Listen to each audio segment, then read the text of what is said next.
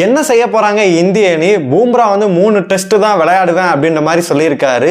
Playing லெவன்ல என்னென்ன மாற்றங்கள்லாம் இருக்கும், இங்கிலாந்து அணியிலே பார்த்தீங்கன்னா பிளேயிங் லெவன்ல மாற்றங்கள் இருக்கும் அப்படின்ற மாதிரி சொல்லப்படுது. 4th டெஸ்ட் கண்டிப்பாகவே கடுமையாகவே இருக்கும். ஜெயிக்கிறவங்க பார்த்தீங்கன்னா கண்டிப்பாக வந்து இங்கிலாந்து ஜெயிச்சாங்க அப்படின்னா சீரீஸை வின் பண்ணிட்டு போயிடுவாங்க. இந்தியா ஜெயிச்சாங்க அப்படின்னா ஸ்டில் ஆன் அப்படின்னே சொல்லலாம். என்ன நடக்க போகுது, என்ன பண்ண போறாங்க, எல்லாத்தையுமே நம்ம ஃபுல்லாகவே பார்த்துடலாம். ஹாய் மக்களே, நான் உங்க ஷாம். நிறைய பேர் வீடியோ பார்க்குறீங்க, ஆனால் லைக் அண்ட் சப்ஸ்கிரைப் பண்ணால் பார்க்குறீங்க. லைக் பண்ணிட்டு பார்த்தீங்க அப்படின்னா ரொம்பவே சந்தோஷமாக இருக்கும், நிறைய பேருக்கு சஜஸ்ட் ஆகும். சரி, நம்ம வீடியோக்குள்ளே போயிடலாம். 4th டெஸ்ட் பார்த்தீங்கன்னா ஜூலை 23 நடக்க இருக்குது. அதில் வந்து 2 அணிகளுமே பல மாற்றங்கள் இருக்கும் அப்படின்ற மாதிரியுமே சொல்லப்படுது. 3rd டெஸ்ட் பார்த்தீங்கன்னா இறுதி வரைக்கும் வந்து இந்திய அணி போராடினாங்க. முன்னாடியே நம்ம சொன்ன மாதிரி தான் 7 பேர்கிட்ட பார்த்தீங்கன்னா சிங்கிள் இலக்கில் வந்து அவுட் ஆயிருந்தாங்க. யாராச்சும் ஒருத்தர் 2 பேருக்கு பார்த்தீங்கன்னா அடிச்சிருந்தாங்க அப்படின்னா கண்டிப்பாகவே ஜெயிச்சிருந்துருக்கலாம். நம்ம வந்து லோ ஆர்டரை வந்து கண்டிப்பாக குறை சொல்லவே முடியாது. டாப் ஆர்டரை தான் பார்த்தீங்கன்னா குறை சொல்லி ஆகணும். அவங்க யாராச்சும் ஒரு ஆள் பார்த்தீங்கன்னா ஆக்சிலேட்டர் பண்ணி விளையாண்டுருந்தாங்க அப்படின்னா கண்டிப்பாகவே இந்த மேட்சை வந்து ஜெயிச்சிருந்துருக்கலாம்.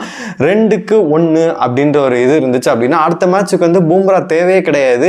கடைசி மேட்சுக்கு கூட அவரை கொண்டு வந்துருக்கலாம், அவர் ரெஸ்ட் கூட கொடுத்துருந்துருக்கலாம். இப்போ பார்த்தீங்கன்னா அவர் 3 மேட்ச் தான் விளையாடுவேன் அப்படின்ற மாதிரி சொல்லிட்டாரு. இப்போ அடுத்த மேட்ச்க்கு வந்து கண்டிப்பாக அவர் ஆட வச்சே ஆகணும். அவர் சப்போஸ் வந்து அடுத்த மேட்ச் ஆடி அது தோத்துட்டாங்க அப்படின்னா ஒன்றுமே பண்ண முடியாது. கடைசி மேட்சாக அவரை வந்து ப்ரெஷர் போடுற மாதிரி இருக்கும். ஏன்னா அவரால் ஆடவும் முடியாது. ஒர்க் லோட் மேனேஜ்மெண்ட் முன்னாடியே அவர் கையை தூக்கிட்டார், நான் வரமாட்டேன் அப்படின்னு சொல்லிட்டு. கடைசி மேட்ச் பார்த்தீங்கன்னா 31 டக்குன்னு வந்துடும். ஒரு 3 நாள் 4 நாள்லேயே வந்துடும். என்ன பண்ண போகிறாங்க அப்படின்னு சொல்லிட்டு தெரியவே இல்லை. இந்திய அணி பொறுத்தளவு பார்த்தீங்கன்னா பிளேயிங் லெவனை வந்து கண்டிப்பாக மாற்றம் இருக்கும் அப்படின்ற மாதிரி தான் சொல்லப்படுது. ஏன்னா ஃபஸ்ட்டு டெஸ்ட்டில் நம்ம பார்த்துருந்தோம், சாய்க்கு ஒரு வாய்ப்பு கொடுத்துருந்தாங்க, சரியாக பண்ணல, டப்புன்னு தூக்கிட்டாங்க.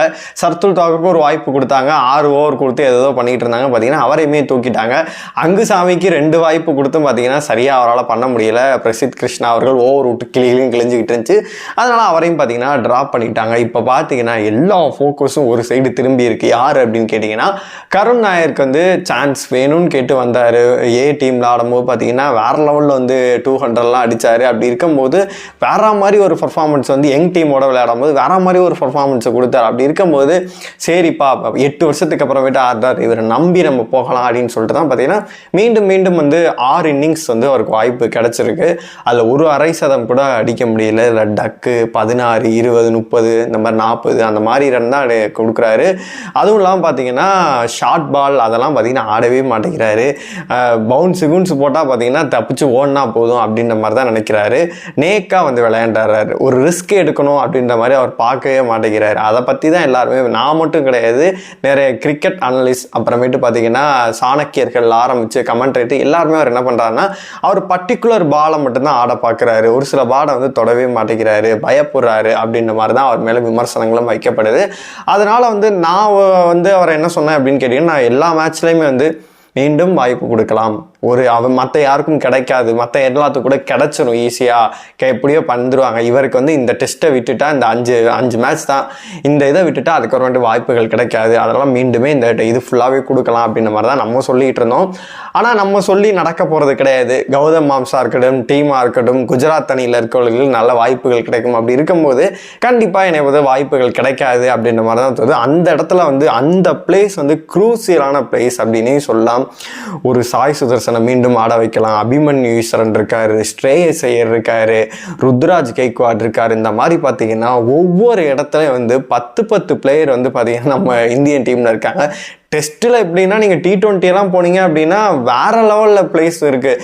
நீங்கள் அபியை இறக்குவீங்களா, அபிஷேக் சர்மா இறக்குவீங்களா, இல்லை திலக் இறக்குவீங்களா, யாரடா கொண்டு வருவீங்க அப்படின்ற மாதிரி இருக்குது. இவ்வளோ காம்படிஷனுக்கு மத்தியில் அவரை வந்து கொண்டு வந்தாங்க, சரியாக பர்ஃபார்ம் பண்ணலாம். அதனால் வந்து கண்டிப்பாகவே அந்த பிளேஸில் வந்து மாற்றங்கள் இருக்கும் அப்படின்ற மாதிரி தான் சொல்லப்படுது. துர்ஜூரல் அல்லது சாய் சுதர்சனை வந்து பார்த்தீங்கன்னா மீண்டும் சாய்க்கு ஒரு வாய்ப்பு கொடுக்கலாம் அப்படின்ற மாதிரி சொல்லப்படுது. எக்ஸ்ட்ரீமாக போனால் அபிமன்யு ஈஸ்வரன் வரலாம், இல்லாட்டி சாயை வந்து திருப்பி வந்து கம்பேக் பண்ணலாம் அப்படின்ற மாதிரி தான் சொல்லப்படுது. அதன் பிறகு பார்த்தீங்கன்னா வாஷிங்டன் சுந்தர் வந்து பவுலிங்கும் நல்லா ஓரளவு டீசெண்டாகவே பண்ணுறாரு, பேட்டிங் ஒரு மேட்ச் நல்லா பண்ணுறாரு, ஒரு மேட்ச் வந்து இது பண்ணுறாரு. அவரோட பிளேஸில் வந்து கையெல்லாம் வைக்க மாட்டாங்க.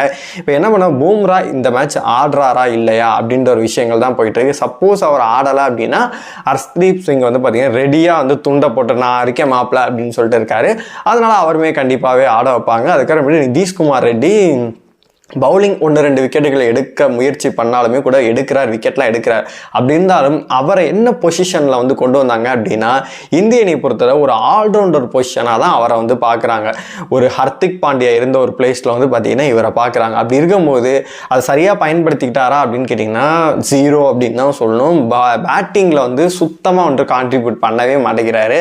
அதெல்லாம் நம்ம கமெண்ட்ஸ்லேயே நிறைய பேர் சொல்கிறாங்க, இந்த இடத்துல ஹர்திக் பாண்டியா இருந்திருந்தால் ஒரு 20-30 ரன் ஒரு 50 ரன் கூட அடிச்சிருந்திருப்பாரு, டக்குன்னு பவுன்ஸை போட்டு விக்கெட் எடுத்திருப்பாரு. அவரை மாதிரி வந்து இவரெல்லாம் கம்பேர் பண்ணாதீங்க, ஹர்திக் பாண்டியாவே கொண்டு வரலாம் அப்படின்ற மாதிரி நம்ம இதில் கூட சொல்லுங்க. நான் ஃபர்ஸ்ட் வீடியோலேயே சொல்லியிருந்தேன், இந்த சர்துல் இவங்க எல்லாம் இருக்கிறதுக்கு நம்ம ஹர்திக் பாண்டியாவே எவ்வளோ தேவலாம் போல இருக்கு அப்படின்ற மாதிரி தோணுச்சு நம்மளுக்கு. ஆனால் இவங்க செலக்ட் பண்ணுறது தான். இதே குஜராத்தில் இருந்து டைட்டன்ஸில் இருந்திருந்தாருன்னா கண்டிப்பாகவே டீமில் இடம் பிடிச்சிருப்பாரு, ஏன் கேப்டனாக கூட ஆயிருந்திருப்பாரு. அதுக்குள்ளே நம்ம போக விரும்பல. அதனால வந்து அந்த பிளேஸும் பார்த்தீங்கன்னா கேள்விக்குறியாகவே இருக்குது. மீண்டும் ஒரு வாய்ப்பு கொடுப்பாங்களான்னு கேட்டிங்கன்னா சரி கொடுத்து தான் பார்ப்போமே அப்படின்னு சொல்லிட்டு கொடுப்பாங்க.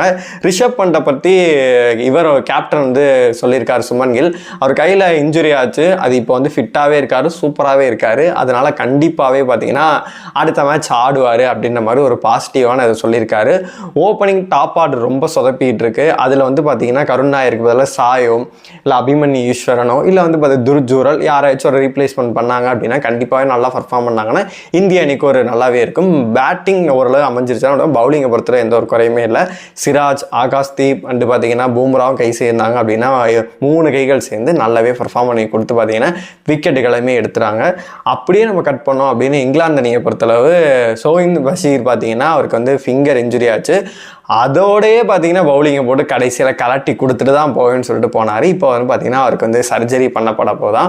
அதனால வந்து 4th டெஸ்ட்டுக்கு வந்து பார்த்தீங்கன்னா இருக்க மாட்டார். இந்த இதுவே பார்த்தீங்கன்னா ரூல்ட் அவுட் அப்படின்ற மாதிரி நியூஸ்மே வந்திருக்கு. அவருக்கு பதிலாக யார் உள்ளே வருவா அப்படின்னு கேட்டிங்கன்னா 2 பேர் வந்து கண்டிப்பாக உள்ளே வருவாங்க அப்படின்ற மாதிரி சொல்லப்படுது. இங்கே பிரச்சனைகள் இருக்குன்னா இங்கிலாந்து அணியிலேயும் பிரச்சனைகள் இருக்குது. அவங்களும் பார்த்தீங்கன்னா பிளேயிங் லெவனை வந்து சேஞ்ச் பண்ணலாம் அப்படின்ற மாதிரி வந்து பிளான் பண்ணியிருக்காங்க.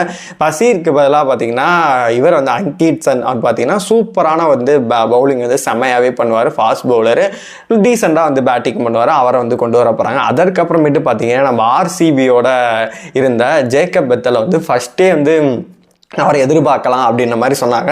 இருந்தாலுமே வந்து பென் டக்கெட் எல்லாருமே பார்த்தீங்கன்னா சூப்பராகவே பண்ணிட்டு இருக்காங்க, இப்போதைக்கு வாய்ப்பு கிடைக்காது அப்படின்ற மாதிரி எல்லாமே யோசிச்சுட்டு இருந்தாங்க. இப்போ பார்த்தீங்கன்னா ஜேக்கப் பத்தல் 4th டெஸ்ட்டில் வந்து களமிறங்குவார். யாருக்கு பதிலாக அப்படின்னு கேட்டிங்கன்னா ஜாக் கிராலிக்கு பதிலாக களமிறங்குவார். நம்மளை போட்டு என்ன ஒம்புழ்த்திங்க வச்சாம்பாத்தியா வெயிட்டு அப்படின்ற மாதிரி தான் இருக்குது.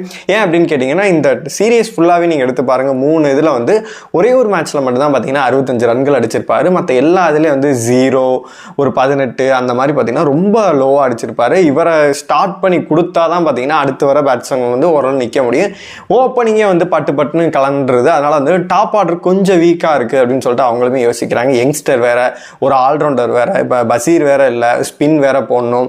ஜேக்கப் பத்தல் நல்லா ஸ்பின்னும் போடுவார், அதுவும் இல்லாமல் பேட்டிங்கும் நல்லா டாப் ஆர்டரில் கூட இறக்கி விடலாம் அப்படின்றத வந்து பார்த்தீங்கன்னா இங்கிலாந்து அணி பிளான் பண்ணியிருக்காங்க. அதனால வந்து 2 மாற்றங்கள் வந்து இருக்கும்.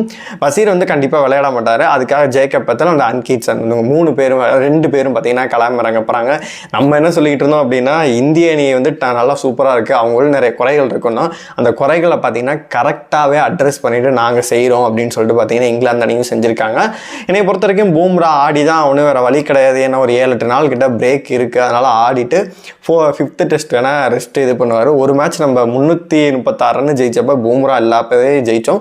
அதனால வாய்ப்புகள் அதிகமாக தான் இருக்குது. பூம்ரா எல்லாமே நம்ம ஜெயிச்சிடலாம் அப்படின்ற மாதிரி தான் சொல்லப்படுது. பூம்ரா வந்தாலுமே ஒரு எக்ஸ்ட்ரா ஆட் ஆனா உங்களை பொறுத்த வரைக்கும் இந்தியாவோட பிளேயிங் 11 என்னவா இருந்தால் நல்லா இருக்கும், யாரை ட்ராப் பண்ணணும், அதே மாதிரி இங்கிலாந்து அணியும் இந்தியாவும் விளையாட போகிற அந்த 4th டெஸ்ட்டில் யார் ஜெயிக்க வாய்ப்புகள் அதிகமாகவே இருக்கும், உங்களோட கருத்துக்கள் எல்லாத்தையுமே கமெண்ட் பாக்ஸில் சொல்லுங்கள்.